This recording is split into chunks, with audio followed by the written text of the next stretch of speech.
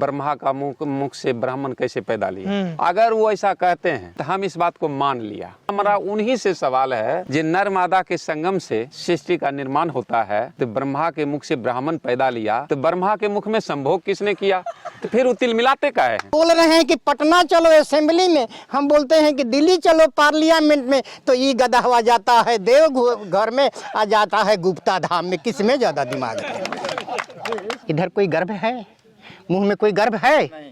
भोजपुरी में हम लोग एगो कहावत कहिला कि ऐसा जीव के नाम बतावो कि जवन मुँहे से खात होखे या मुँहे से पखाना करत होखे।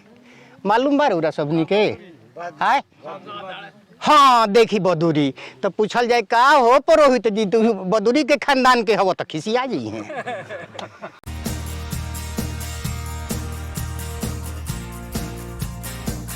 लेकिन शास्त्रों में लिखा हुआ है कि ब्रह्मा के मुख से ब्राह्मण हो गए, बाजू से क्षत्रिय हो गए और जंघा से वैश्य हो गए, पैरों से शूद्र पैदा हो गए। इस पर आपका क्या? हाँ, इसको संस्कृत हम बोल देते हैं इसका।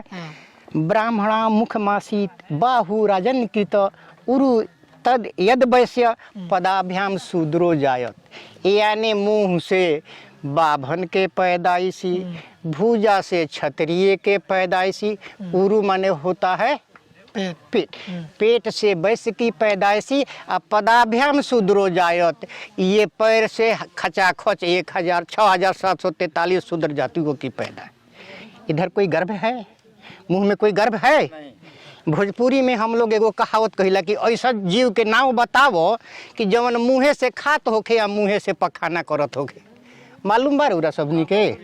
हाय हाँ, देखी बदूरी तो पूछल जाए का हो पुरोहित जी, तू बदूरी के खानदान के हो तो खिसिया जी हैं। जैसे आपका सवाल है ब्रह्मा का मुख से ब्राह्मण कैसे पैदा लिया। अगर वो ऐसा कहते हैं तो हम इस बात को मान लिया। मानने लायक तो है नहीं, लेकिन मान लिया। हमारा उन्हीं से सवाल है जो नर मादा के संगम से सृष्टि का निर्माण होता है, तो ब्रह्मा के मुख से ब्राह्मण पैदा लिया, तो ब्रह्मा के मुख में संभोग किसने किया? तो फिर वो तिल मिलाते का है। जब तक नर्मदा का संगम नहीं होगा, सृष्टि का निर्माण नहीं होगा, तो फिर तिल मिलाते क्या कैसे है? ये तो पाखंडवाद है। वो कहता है चमत्कार है। ये चमत्कार तो हो ही नहीं समझ सकता। चमत्कार तो हम लोगों के लिए है। हम तो कहते हैं जाति नहीं है जाल है, गोत्र नहीं है गड्ढा है, धर्म नहीं है धंधा है, वेद नहीं है भेद है, ग्रह नहीं है गियर है, लगन नहीं है लगाम है, और पाखंड के सब बगान है जिसका वो लाभ ले रहा है। जिस दिन हम जग जाएंगे उसका औकात है जो हमको ठगे। रुकना चाहेंगे आप, जैसे ही ब्राह्मण की बात किए, मुख से वो पैदा हुए, क्षत्रिय बाजू से और जंघा या पेट से वैश्य और पैर से शूद्र, तो आपने सिर्फ ब्राह्मण की बात की व्याख्या की है, तीनों को छोड़ दिया। ऐसा झलक रहा है जैसे आपकी ब्राह्मण। और हम तो सिद्ध करते हैं जे अगर कमर से नीचे शूद्र है तो सब शूद्र का औलाद है, क्योंकि कमर से नीचे ही पैदा होने का जगह है। दूसरा दलीली है, तो सब शूद्र का औलाद है, चाहे वो ब्राह्मण क्षत्रिय वैश्य शूद्र जो भी हो। लेकिन वो अपने को ऊंच बताने के लिए कहता है मुख से पैदा लिए हैं, जबकि ये संभव है नहीं। हाँ, जितना दलीली है बात वो सब बटोर के रखा है।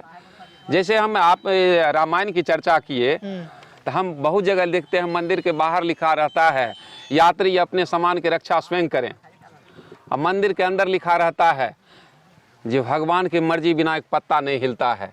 तो पॉकेट मारी भी तो वही करवाते हैं। जीव कतरों से सावधान। ऊपर बाहर लिखा रहता है पॉकेट मारों से सावधान, अंदर लिखा रहता है ये भगवान की मर्जी बिना एक पत्ता नहीं हिलता है। अगर भगवान की मर्जी अंतर्यामी है तो रामायण बता रहा है भगवान अंतर्यामी है। एक जगह लिखा है जो भगवान की पत्नी किडनैप हो गया तो भालू बंदर से पूछ रहे हैं क्या तो रामायण झूठ है और नहीं तो राम झूठ है, कोनो एगो तो पकड़ना पड़ेगा ना भाई। अगर वो अंतर्यामी है तो फिर भालू बंदर को पूछने की क्या जरूरत। इसलिए इस दलीली बातों में पढ़ने से नुकसान ही नुकसान है। इसलिए जब तक हम शिक्षा का हथियार नहीं अपनाएंगे तो हम कहीं के नहीं रहेंगे, हम एक पशु के समान हैं।